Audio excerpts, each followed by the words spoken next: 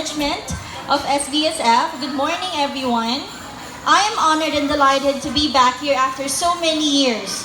Now, I am blessed to own ESL Philippines, a language and learning center for kids, teens, and adults. We have a branch in Baliwag and Malolos. But before I got there, iba't ibang trabaho na po ang naranasan ko. As you've heard, so college pa lang, nagkatrabaho na po ako in a fast food chain. Then I worked in a factory, in a bank, a BPO. I became an executive assistant of different corporations. And then I finally found my calling in teaching. Kudos to the teachers. Climbing the corporate ladder was a tough road to the hoe, especially when you enter corporations in Manila. Alam niyo po kung ano ang sikreto ng Vincentians? Lakas ng loob. Lakas ng loob na itinanim ng mga magulang ko and ng mga guro. Sa dami ng naranasan kong trabaho, I cannot deny that the most challenging yet rewarding is being a parent. So I'm already a mother to a beautiful child, Bernice Vana.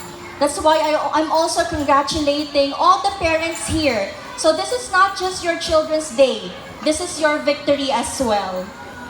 Noong nag-aaral ako, palipat-lipat ako ng paaralan dahil dumidepende ang paaralan ko sa budget ng mga magulang ko. And yet, I am thankful to my parents, Mommy Josephine, and my dad is here, Daddy Chody Camacho, for not giving up on my education. Kahit taga-Bulacan ako, napadpad po ako dito sa Tarlac. Sa kabutihang loob ng aking lola na si Tia Salud na nagpaaral po sa akin dito sa SBSF.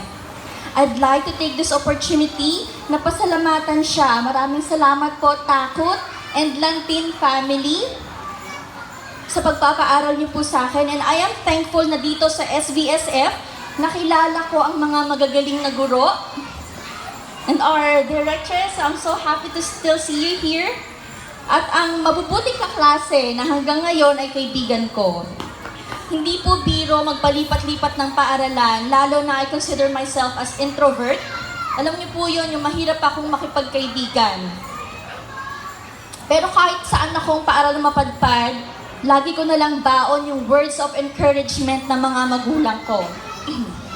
Lagi ko naaalala, sabi nila, matalino ako, magaling ako, magtatagumpay ako. Eto pa, pressure, yayaman daw ako.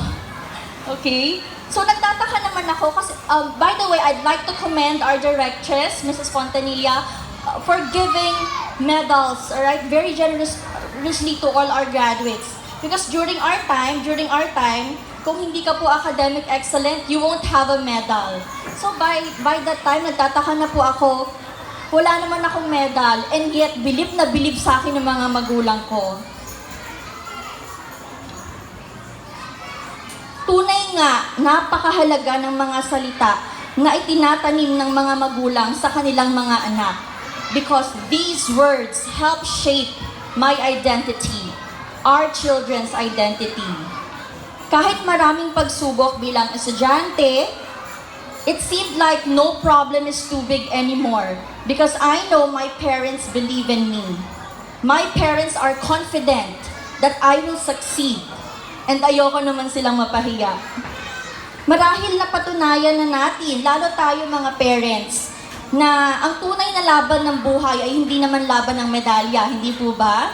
Bukod sa talino, kailangan natin ng lakas ng loob, tiwala sa sarili at higit lalo sa lahat pananampalataya. Tayo bilang mga magulang, napakahalaga ng mga salita natin. Nagsisilbi itong pundasyon sa pagkatao ng ating mga anak upang higit na palakasin ang kumpiyansa nila sa kanilang mga sarili. Lalo na nang makilala ko ang Diyos. Lalong tumibay ang pinanghahawakan ko dahil batid ko na bukod sa mga magulang ko ay may Diyos na naniniwala sa kakayahan ko at sa talentong pinagkaloob niya na magagamit ko for His glory. Gusto ko po i-declare sa pagkakataong ito na lahat ng mayroon ako ngayon, ibinabalik ko po ang honor and glory sa Panginoon. I came all the way from Bulacan. Layo po, di ba? Pasensya na po kayo, medyo na late. Isa lang po sana yung message ko na sana Huwag niyo pong kakalimutan at huwag kayong magsasawa na whenever you spend time with your kids, tuwing kinakausap niyo sila, huwag niyo pong kakalimutan magtanim ng kumpiyansa. Maaari po bang humiling? Although alam ko na lagi niyo pong ginagawa, ngunit paulit-ulit niyo lang pong gagawin. Lagi niyo pong sasabihin sa inyong mga anak, ang galing mo, kaya mo yan, proud kami sa'yo. Paglaki mo, magtatagumpay ka. As a professional, as an entrepreneur, as a mother, madami pa akong kakaharapin na challenges. But I don't fear anymore. Because the seed na itinanim ng parents ko sa akin has now become a tree. A tree that was rooted deeply starting early childhood. Na kahit anong bagyo ng buhay, I know I will still keep standing up. Isama niyo na din po itanim sa inyong mga anak ang salita ng Diyos. Na mahal tayo ng Diyos, tayo ay napatawad na. And He has plans for us. This message goes for everyone.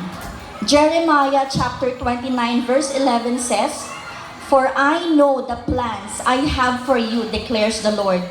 Plans to prosper you and not to harm you. Plans to give you hope and a future." We will never know saan po aabot ang bawat papuri na ipapabaon nyo sa inyong mga anak. Lahat ng pagsubok sa eskwela, lalo kinder na po sila, so mas marami po, grade 1, right? So mas matagal na po yung panahon nila sa paaralan kaysa sa bahay. Hindi niyo po alam kung saan aabutin yung mga encouraging words na huhugutin nila sa tuwing sila magkakaproblema. Malay nyo, umabot din po sa stage na ito at sa iba't iba pang sulok ng mundo. Thank you so much for inviting me here. Well done, parents, teachers, management, students. Again, congratulations. Live long, Vincentians.